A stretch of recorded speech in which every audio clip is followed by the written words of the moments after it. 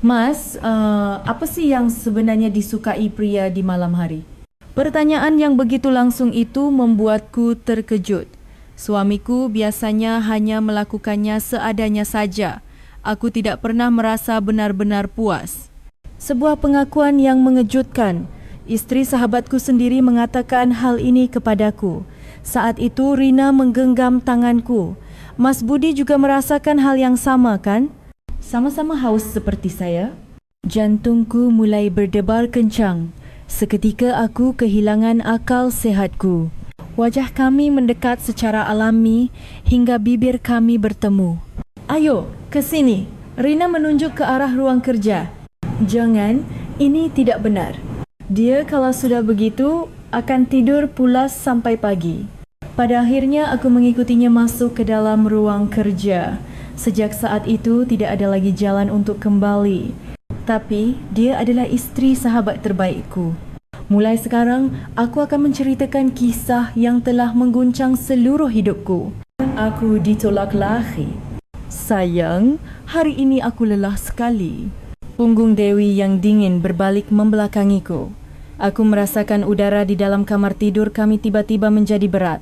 Namaku Budi Santoso, 50 tahun. Aku bekerja sebagai manajer proyek di sebuah perusahaan properti kelas menengah. Selama 25 tahun aku mengulangi rutinitas yang sama. Bangun pukul 6 pagi, meninjau lokasi proyek dan baru kembali ke rumah pukul 10 malam. Tubuhku memang lelah, tapi aku merasa energi masa mudaku masih membara di dalam diriku, terutama dalam hal itu. Setiap kali teman-teman sebayaku berkata, "Sudah waktunya sadar umur," aku hanya menggelengkan kepala dalam hati. Istriku Dewi Lestari berusia 48 tahun dan telah menjadi ibu rumah tangga seumur hidupnya. Dia adalah wanita bijaksana yang telah membesarkan putri kami satu-satunya dengan sangat baik, yang kini sudah menjadi mahasiswi tingkat akhir. Dalam segala hal lainnya, Dewi adalah istri yang sempurna. Di meja makan setiap pagi, selalu ada semangkuk soto ayam hangat yang ia siapkan dengan penuh perhatian. Aroma sambal terasi yang sedang digorengnya menyebar ke seluruh rumah, seketika menghilangkan semua penat setelah seharian bekerja keras. Rumah selalu rapi dan cucian selalu wangi aroma pelembut pakaian. Tak sepasang kaus kakiku pun pernah hilang. Saat aku stres karena pekerjaan kantor, kehangatannya yang dengan tenang mendengarkan di sisiku. Aku masih ingat sentuhan lembut tangannya saat memijat bahuku sambil berkata, "Pasti capek ya hari ini? Ada masalah apa lagi di proyek?" Namun, hanya untuk urusan ranjang. Sekali dalam sebulan pun terasa sulit. Tepatnya, mungkin hanya sekali dalam 2 bulan. Itu pun dilakukan seolah-olah hanya untuk menunaikan kewajiban, tanpa emosi. Ketika ku tanya alasannya, jawabannya selalu sama. Bukankah wajar kalau sudah menua? Wanita itu berbeda dengan pria. Dan yang paling tidak ingin ku dengar adalah, "Di usia segini kok masih mikirin yang begitu saja?" Kalimat itu membuatku merasa seolah-olah aku ini tidak normal. Banyak malam ku habiskan sendirian, merenung apakah aku yang salah karena di usia 50 tahun masih memiliki gairah yang sama seperti di usia 20-an.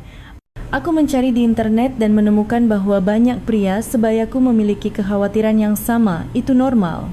Gairah pria akan terus ada meskipun usia bertambah. Membaca penjelasan medis seperti itu sedikit menenangkanku. Tapi, apakah itu benar-benar sebuah penghiburan? Aku menghela napas panjang sambil memandangi Dewi yang berbaring memunggungiku di sudut tempat tidur. Dari naik turunnya bahunya yang teratur, sepertinya ia sudah terlelap. Satu persatu lampu apartemen di luar jendela mulai padam. Kulihat jam sudah pukul 11.30 malam. Kami berbaring di ranjang yang sama, tetapi terasa seperti hidup di planet yang berbeda. Jarak kami tak lebih dari 5 cm, namun terasa sejauh samudra yang memisahkan negara. Malam itu pun aku akhirnya harus memuaskan hasratku sendirian. Saat aku masuk ke kamar mandi dan menoleh ke belakang, Dewi masih tertidur lelap. Aku menyalakan lampu dan menatap cermin. Wajahku di usia 50 tahun terpantul jelas. Kupikir aku masih muda, tetapi pantulan di cermin jelas menunjukkan bahwa aku telah menua. Kerutan di sudut mata, garis-garis yang semakin dalam di dahi, dan rambut yang mulai menipis. Sampai kapan aku harus hidup seperti ini? Gumamku pelan tetapi cermin tidak memberikan jawaban apapun. Sambil membasuh wajah dengan air dingin, aku mengakhiri hari yang sama seperti biasanya. Hei Budi, lama sekali tidak bertemu. Itu adalah Agus yang kutemui setelah 5 tahun. Agus Wijoyo seusiaku 50 tahun, sahabatku sejak kuliah.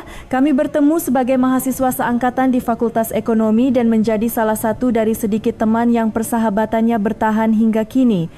Semasa kuliah, kami sering minum bersama di kantin, berbagi cerita tentang pacar dan kadang berdebat tentang kehidupan semalaman. Setelah lulus, kami menempuh jalan yang berbeda tetapi hubungan kami begitu dekat hingga kami saling menjadi pendamping pria di pernikahan masing-masing. Aku akhirnya dipindah tugaskan ke kantor pusat di Jakarta setelah lama di Surabaya. Rencananya hanya 2 tahun tapi tetap saja senang bisa bertemu denganmu lagi, kata Agus sambil mengangkat gelas birnya dengan senyum lebar. Kami berada di sebuah kafe di kawasan Jakarta Selatan. Malam Jumat, tempat itu penuh dengan para pekerja kantoran.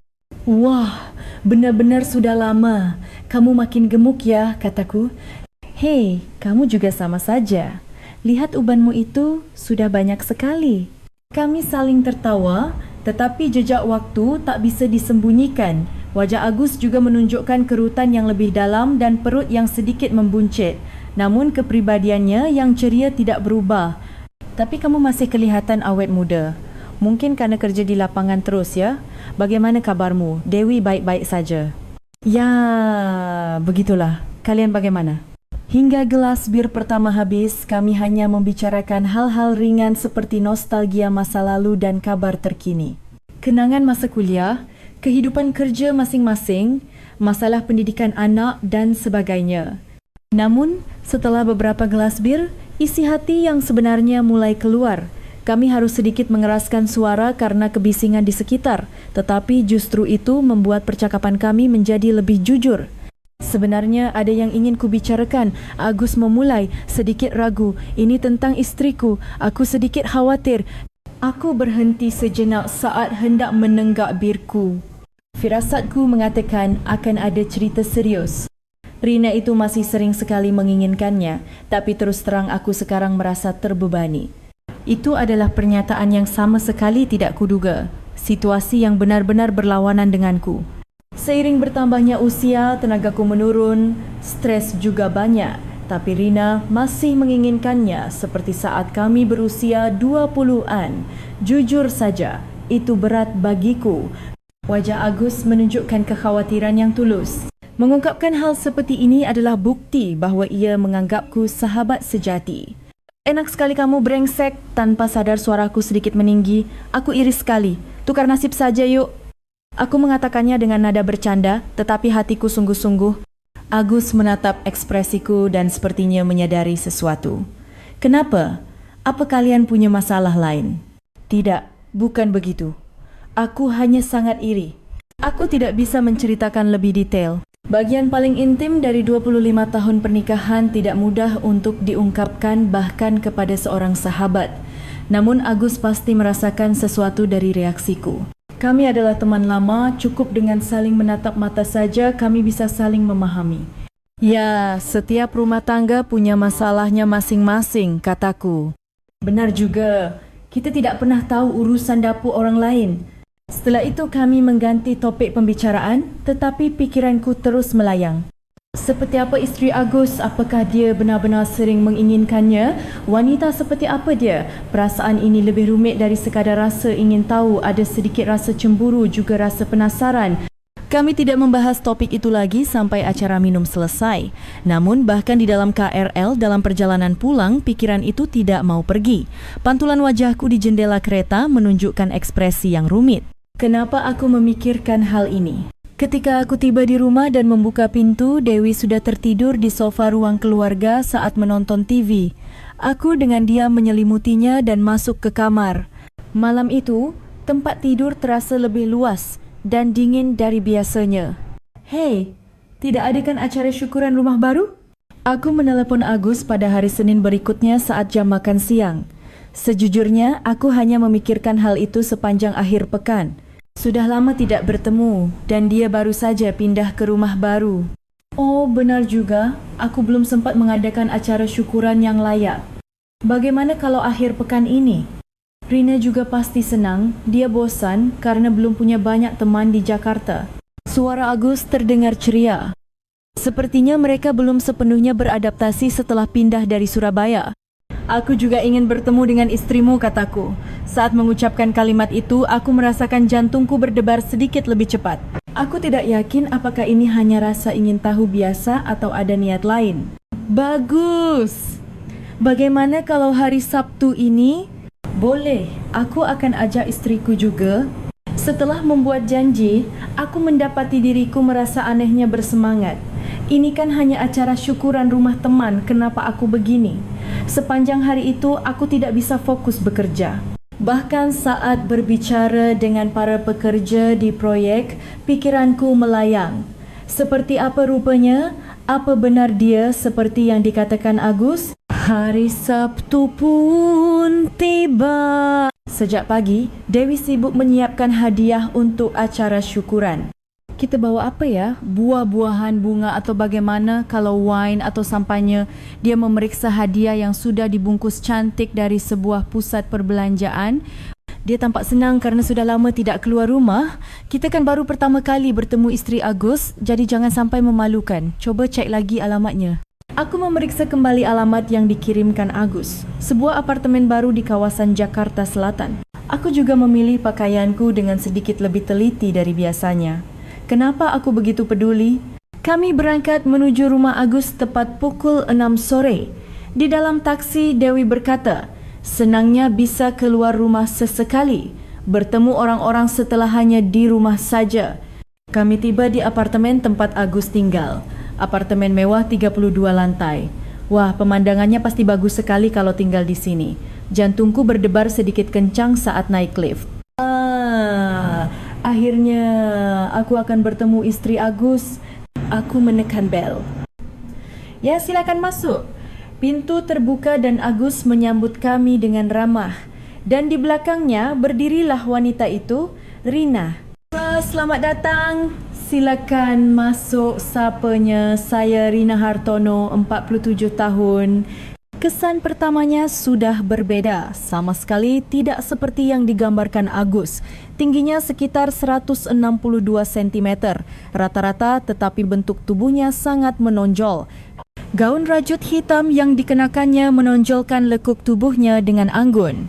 Wajahnya bukan tipe cantik yang mencolok, tetapi ada aura misterius padanya. Terutama saat ia tersenyum, sudut bibirnya yang sedikit terangkat terlihat sangat menawan. Saya sudah banyak mendengar tentang Mas Budi. Saat kami berjabat tangan, tangannya terasa lembut dan hangat. Aroma parfum yang samar menyentuh hidungku. Ah, jadi wanita seperti ini. Aku jadi mengerti mengapa Agus merasa terbebani. Ada semacam energi kuat yang terpancar darinya. Halo, saya Dewi Lestari. Sapa Dewi dengan sopan? Oh, Ibu Dewi anggun sekali. Saya Rina. Ah, tidak. Mbak Rina jauh lebih cantik. Melihat kedua wanita itu saling menyapa, diam-diam aku membandingkan mereka. Dewi memiliki kesan rapi dan tenang, sementara Rina terasa kuat dan memesona. Rumahnya luas dan bagus sekali ya. Saat masuk ke ruang keluarga, pemandangan yang luas langsung terlihat. Pemandangan malam Jakarta Selatan dari lantai 32 sangat indah. Rasanya aneh juga tinggal di tempat seperti ini setelah pindah dari Surabaya, kata Agus sambil tertawa. Di meja makan sudah tersaji berbagai makanan, sate ayam, rendang dan berbagai lauk pauk lainnya. Aku tidak jago masak, jadi semuanya pesan saja. Begini jauh lebih praktis kan? Kata Rina sambil mengeluarkan bir dan beberapa botol anggur. Ia dengan alami mengambil peran sebagai tuan rumah. Wah, persiapannya banyak sekali, puji Dewi. Sambil makan, percakapan mengalir secara alami. Kehidupan Agus dan Rina di Surabaya, kesan mereka pindah ke Jakarta, rencana ke depan dan lain-lain. Namun di tengah-tengah terjadi sesuatu yang tidak terduga. Ponsel Dewi berdering. Melihat layarnya, ia segera mengangkat telefon. Halo Mita, iya, sekarang? Ya ampun, kalau begitu aku harus. Okey, aku segera ke sana. Setelah selesai menelepon, ekspresi Dewi tampak panik. Temanku tiba-tiba dilarikan ke UGD dan dia sendirian di sana. Dia minta tolong. Ya ampun, apa parah. Aku belum tahu pasti, tapi sepertinya aku harus ke sana sekarang. Dewi segera mengambil tasnya dan bersiap-siap untuk pergi. Agus dan Rina ikut berdiri, begitu juga aku. Kalau begitu aku ikut. Tetapi Dewi melambaikan tangannya. Tidak usah, tidak apa-apa. Dia temanku, lebih baik aku pergi sendiri. Lagi pula, kamu kan sudah lama tidak bertemu teman-temanmu. Nikmati saja waktumu. Nanti kita ketemu di rumah. Apa benar tidak apa-apa, Bu? Tanya Rina dengan cemas. Iya, tidak apa-apa. Maaf ya, jadi merusak suasana. Tidak masalah. Namanya juga urusan darurat. Mau bagaimana lagi? Sejujurnya, dalam hati aku merasa ini adalah sebuah kesempatan. Aku tidak tahu persis mengapa pikiran itu muncul, tetapi jantungku berdebar sedikit lebih cepat. Setelah Dewi pergi, tinggallah kami bertiga, suasana tiba-tiba menjadi sedikit canggung. Nah, sekarang baru kita minum yang sesungguhnya, kata Agus sambil mengeluarkan sebotol whisky, sepertinya mencoba mencairkan suasana.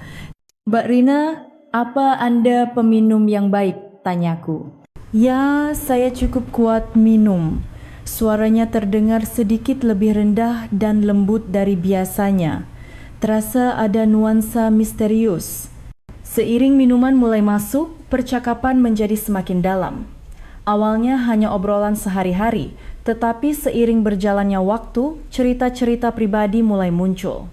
Bagaimana kehidupan di Jakarta? Sudah beradaptasi? Awalnya sulit, tapi sekarang sudah baik-baik saja. Pasti rindu Surabaya ya? Kadang-kadang. Tapi Jakarta juga punya daya tariknya sendiri. Rina menjadi lebih banyak bicara setelah minum. Pipinya yang sedikit memerah membuatnya terlihat semakin menawan. Sekitar 1 jam kemudian, Agus bersandar di sofa dan memejamkan matanya. Hei, sudah mabuk? Tidak. Hanya sedikit pusing. Ucapan Agus mulai tidak jelas. Dia memang tidak terlalu kuat minum dan sepertinya terlalu cepat minum karena senang bertemu teman lama. Sayang, kamu tidak apa-apa?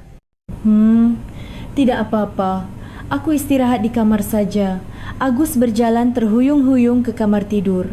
Tak lama kemudian terdengar suara dengkuran yang teratur dari dalam kamar. Tinggallah aku dan Rina berdua. Aku merasakan udara di sekitar kami berubah. Apa dia akan baik-baik saja? Tidak apa-apa, dia memang seperti itu. Kalau sudah minum, langsung tertidur.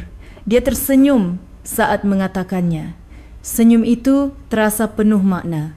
Kalau begitu, kita minum berdua saja? Oh, tentu. Saat menuangkan minuman, percakapan kami yang sebenarnya dimulai.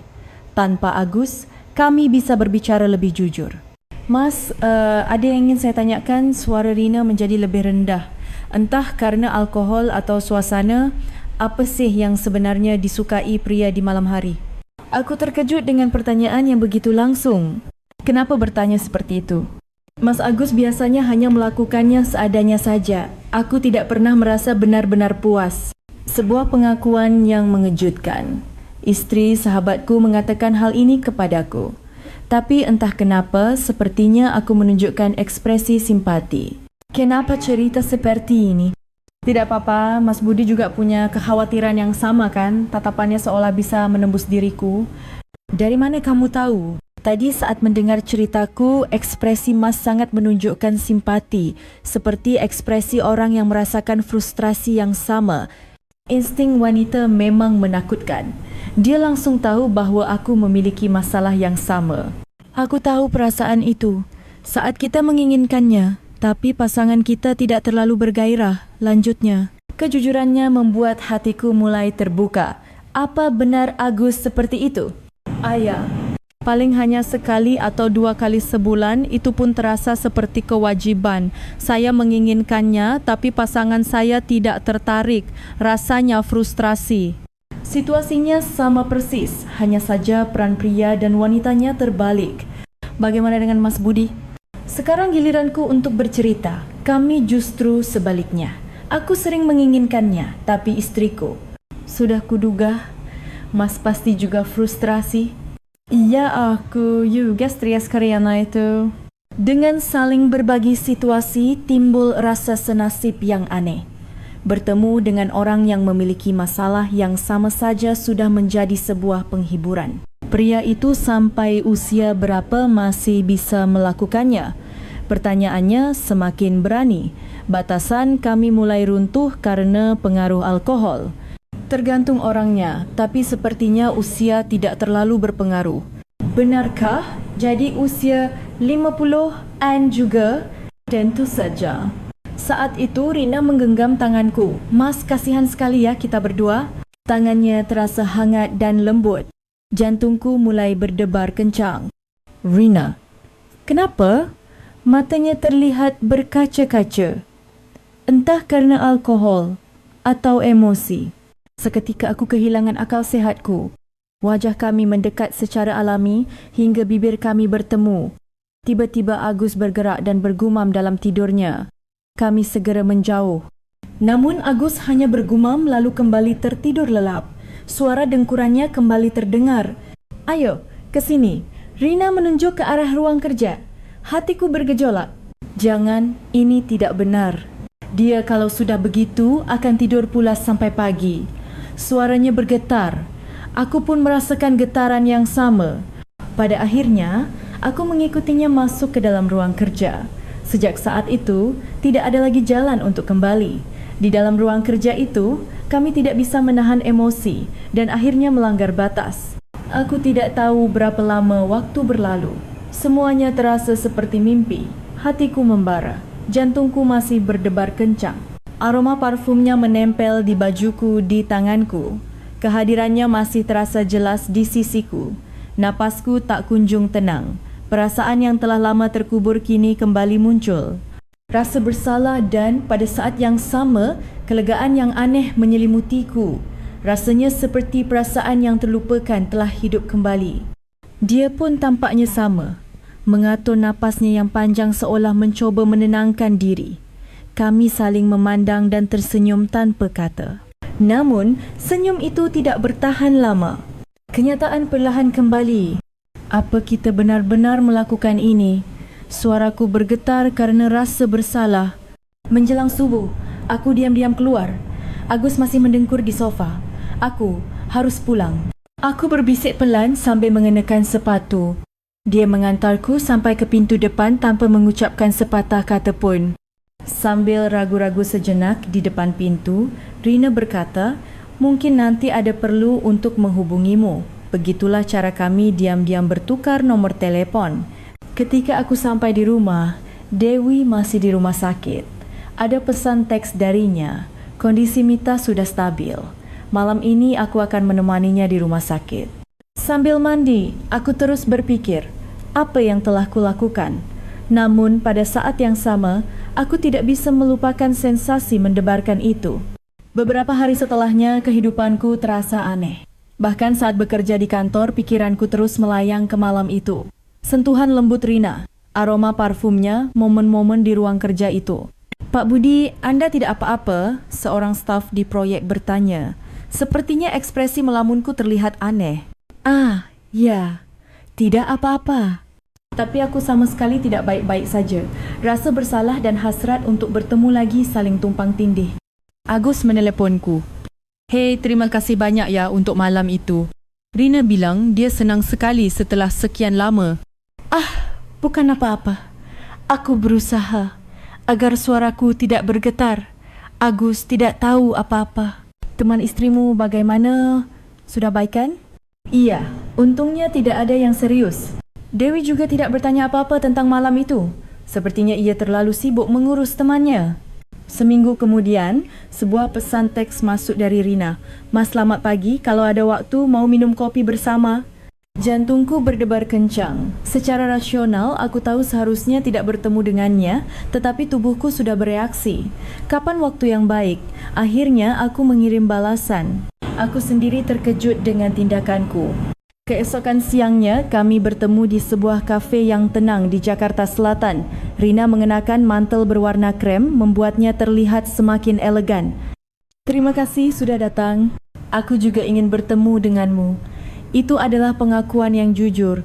Wajahnya sedikit memerah. Sejak malam itu aku terus memikirkanmu. Aku juga. Mata kami bertemu. Musik lembut di kafe dan obrolan pengunjung lain seakan lenyap. Ini pertama kalinya bagiku.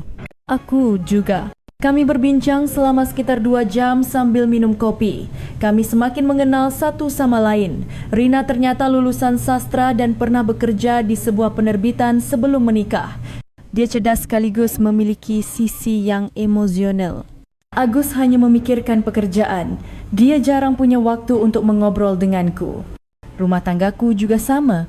Rasanya kami seperti menjalani kehidupan masing-masing. Dengan saling berbagi tentang kehidupan pernikahan kami menjadi semakin dekat. Ada rasa simpati di antara orang-orang yang memiliki luka yang sama. Udara di sekitar kami semakin terasa panas.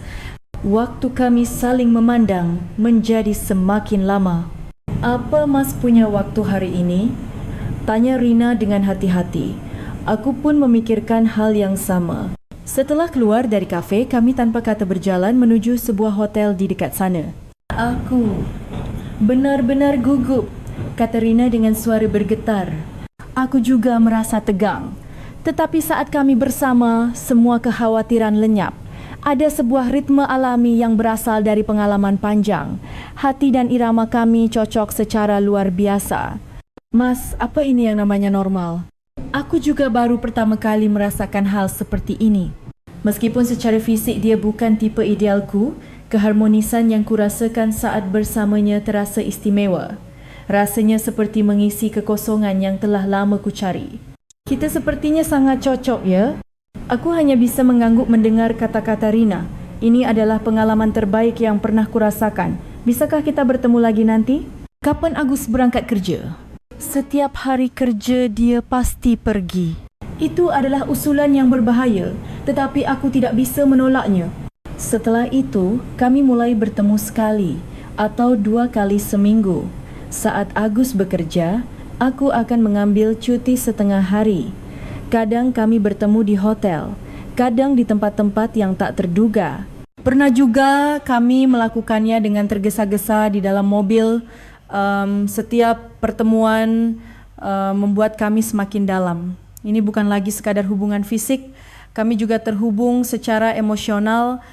Saat bersama Mas, aku merasa benar-benar hidup. Aku juga sudah lama sekali tidak merasakan perasaan seperti ini. Namun pada saat yang sama, rasa bersalah juga semakin membesar.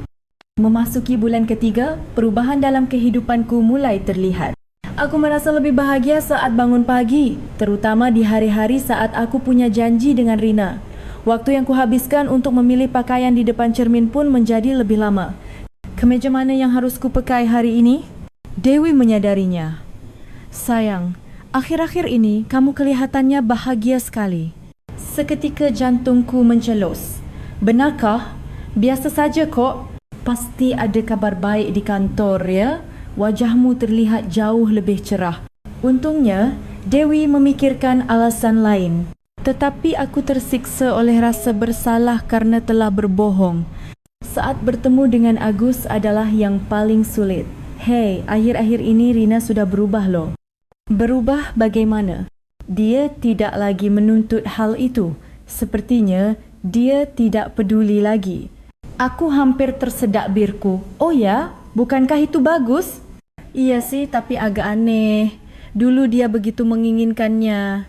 Aku merasakan wajahku memerah. Agus mungkin mengira itu karena alkohol. Mungkin orang berubah seiring bertambahnya usia, kan? Mungkin juga ya. Tatapan curiga Agus menusukku. Jangan-jangan dia sudah curiga? Di rumah pun ada perubahan. Dewi mulai curiga. Sayang, kenapa akhir-akhir ini kamu jarang melakukan kontak fisik? Apa maksudmu? Dulu kan sering. Ini juga pertanyaan yang sulit. Hasratku sudah tersalurkan karena alasan lain. Mungkin karena sudah tua. Tetap saja aneh. Tiba-tiba berubah begitu. Tatapan curiga Dewi juga membuatku tertekan. Aku khawatir dia sudah menyadarinya. Tetapi waktu yang kuhabiskan bersama Rina terlalu manis untuk dilepaskan. Mas, akhir-akhir ini aku bahagia sekali, bisiknya sambil menyandarkan wajahnya di tubuhku. Aku bisa merasakan suhu tubuhnya yang hangat dan napasnya yang lembut. Aku juga. Aku benar-benar bahagia.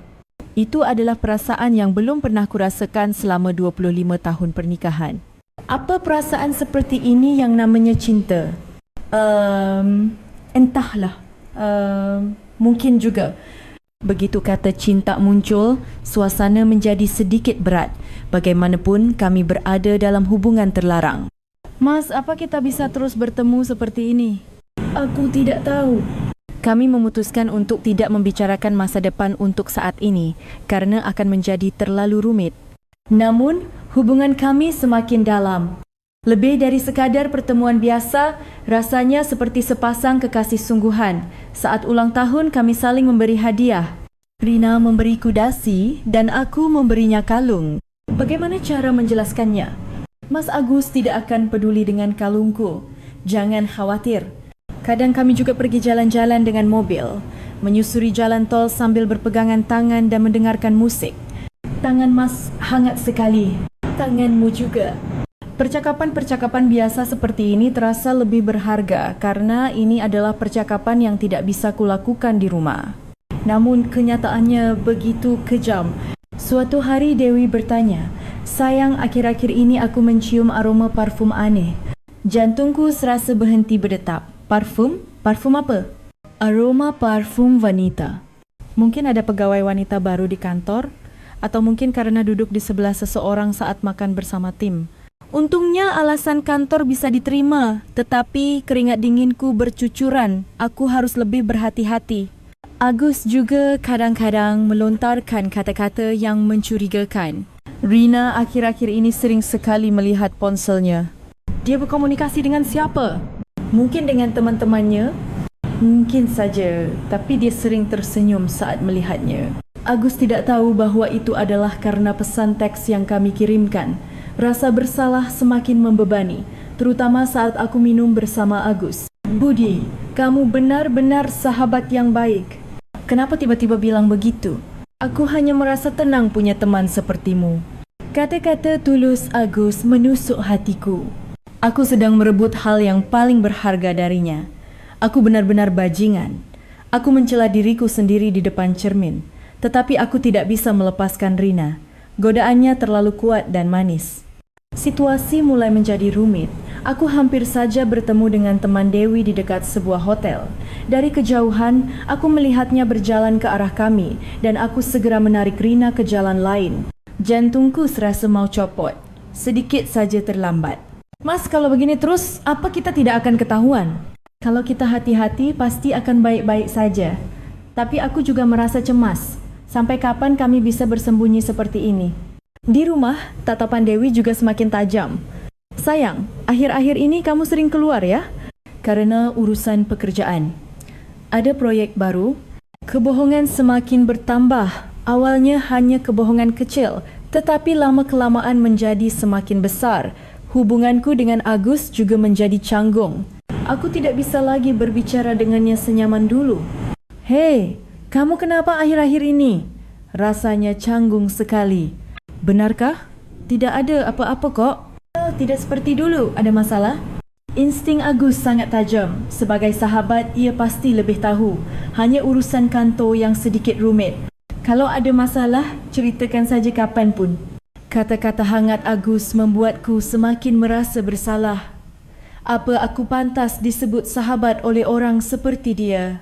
Rina juga merasakan perubahan. Mas, akhir-akhir ini, raut, wajahmu tidak bagus. Benarkah? Kelihatannya ada yang membebani. Sepertinya karena rasa bersalah. Aku juga. Setiap kali melihat suamiku, aku merasa sangat bersalah. Hubungan kami saling melukai, tetapi kami tidak bisa mengakhirinya. Yang paling sulit adalah ketika Agus mempercayai dan mengandalkanku. Budi, aku hanya cerita ini padamu. Era apa? Akhir-akhir ini, Rina aneh. Sepertinya dia menyembunyikan sesuatu. Jantungku mencelos. Kenapa kamu berfikir begitu? Firasat, hanya firasat. Aku sudah hidup bersamanya selama 25 tahun. Masa aku tidak tahu? Mungkin hanya perasaanmu saja. Bukan. Pasti ada sesuatu. Kecurigaan Agus semakin besar. Situasinya bisa terbongkar kapan saja. Di rumah pun sama. Dewi mulai bertanya secara langsung. Sayang, apa kamu punya wanita lain? Apa maksudmu? Akhir-akhir ini kamu aneh sekali. Tidak seperti biasanya, tatapan Dewi penuh dengan kecurigaan. Insting wanita memang menakutkan. Suatu malam, saat Dewi sedang mencuci kemejaku, ia berkata, "Sayang, aku mencium aroma parfum aneh ini lagi." Itu. Mungkin karena KRL tadi sangat penuh sesak, tapi ekspresi Dewi tampak ragu. Aku harus membuat lebih banyak kebohongan. Malam itu sambil minum sendirian, aku berpikir, apa aku akan kehilangan segalanya jika terus begini? Agus, Dewi dan juga diriku sendiri. Rasanya aku sedang menghancurkan segalanya. Aku benar-benar seperti binatang. Aku mencela diriku di depan cermin. Tetapi keesokan harinya aku tetap bertemu dengan Rina. Ini adalah sebuah kecanduan. Aku ingin berhenti tetapi tidak bisa. Hari yang menentukan itu pun tiba. Mas Agus akan dipindahkan kembali ke Surabaya. Kabar mendadak dari Rina membuatku terpaku. Kami sedang minum kopi di kafe dan tanganku bergetar. Tiba-tiba, urusan di kantor pusat sepertinya selesai lebih cepat dari yang dijadwalkan. Kapan? Akhir minggu depan. Kami harus segera bersiap-siap pindah. 1 minggu. Waktu yang tersisa bagi kami hanya 1 minggu. Sejak hari itu kami bertemu setiap hari. Pikiran bahwa ini adalah yang terakhir membuat kami semakin erat. Agus mulai sibuk dengan persiapan pindahan. Hei, sebelum aku ke Surabaya, kita harus bertemu sekali lagi. Iya, tentu saja. Tetapi hatiku rumit. Rasa bersalah karena mengkhianati sahabat dan kesedihan karena harus berpisah dengan Rina. Seminggu berlalu dengan sangat cepat. Hari terakhir pun tiba. Bisakah kita bertemu lagi? Suara Rina bergetar. Kedua tangannya menggenggam bajuku seolah tak ingin melepaskan. Dalam hati, aku ingin berteriak iya 100 kali. Tetapi yang keluar dari mulutku adalah kata-kata yang berbeda. Tidak bisa. Kenapa? Jika kita melangkah lebih jauh, tidak akan ada jalan untuk kembali. Logikaku menekan perasaanku. Kami sudah melanggar terlalu banyak batas. Lalu aku harus bagaimana? Air mata mengalir dari mata Rina. Hatiku juga terasa hancur. Aku tulus padamu. Pengakuannya membuatku terharu. Aku juga tulus. Aku juga tulus. Tapi rasa bersalah ini tidak mau melepaskanku. Pada akhirnya kita hanya akan meninggalkan luka. Dalam keheningan yang singkat, kami saling memandang. Dan akhirnya kami membuang muka tanpa kata. Tangan yang mencoba menahan dan ujung jari yang bergetar saling terlepas dan kisah kami pun berakhir dalam penyesalan. Keesokan harinya, aku mengantar keluarga Agus. Dewi juga ikut. Hei, nanti kalau sudah di Surabaya, jangan lupa hubungi aku ya. Iya, pasti. Aku bahkan tidak berani menatap mata Rina. Di depan Dewi dan Agus, aku hanya bisa berkata, Mbak Rina, baik-baik di Surabaya ya. Iya. Aku mendengar suaranya bergetar. Sebuah getaran yang hanya bisa ku mengerti. Aku berdiri memandangi mobil yang menjauh. Aku merasakan Rina menatapku dari jendela belakang, tetapi aku tidak menoleh. Setelah kembali ke rumah, segalanya berubah. Kejadian itu membuat aku dan Dewi mulai berusaha untuk saling memahami. Meskipun tidak diucapkan secara langsung, kami berdua merasakan ada sesuatu yang berbeda. Sayang, ayo kita lebih sering mengobrol. Iya, tentu. Meskipun tidak sempurna, kami menjadi jauh lebih jujur dari sebelumnya. Kami juga mencoba untuk sedikit demi sedikit menyelaraskan keinginan masing-masing. Dan aku pun sadar. Cinta sejati bukanlah perselingkuhan yang penuh gairah, melainkan saling memahami dan peduli satu sama lain. Waktu bersama Rina memang seperti mimpi, tetapi pada akhirnya itu hanyalah mimpi. Kenyataannya adalah kehidupan sehari-hari yang biasa namun tulus yang kubangun bersama Dewi. Kadang-kadang aku teringat Rina, aku menyesalinya. Tapi sejujurnya, jika aku kembali ke situasi itu, aku merasa akan melakukan kesalahan yang sama. Pengalaman itu begitu kuat. Secara logika, aku tahu itu salah, tetapi emosi tidak bisa dikendalikan. Melalui pengalaman itu, aku menyadari betapa lemahnya diriku dan aku juga menyadari betapa berharganya Dewi. Sekarang, aku berusaha untuk lebih menghargai hubunganku dengan Dewi. Meskipun tidak sempurna, kami mencoba untuk lebih saling memahami. Sepertinya manusia memang belajar dari kesalahan. Pelajaran yang pahit namun realistis ini baru kusadari di pertengahan usia 50-an. Aku menerima kenyataan bahwa aku bukanlah manusia yang sempurna. Dan hal itu justru membuatku bisa menjalani hidup dengan lebih jujur.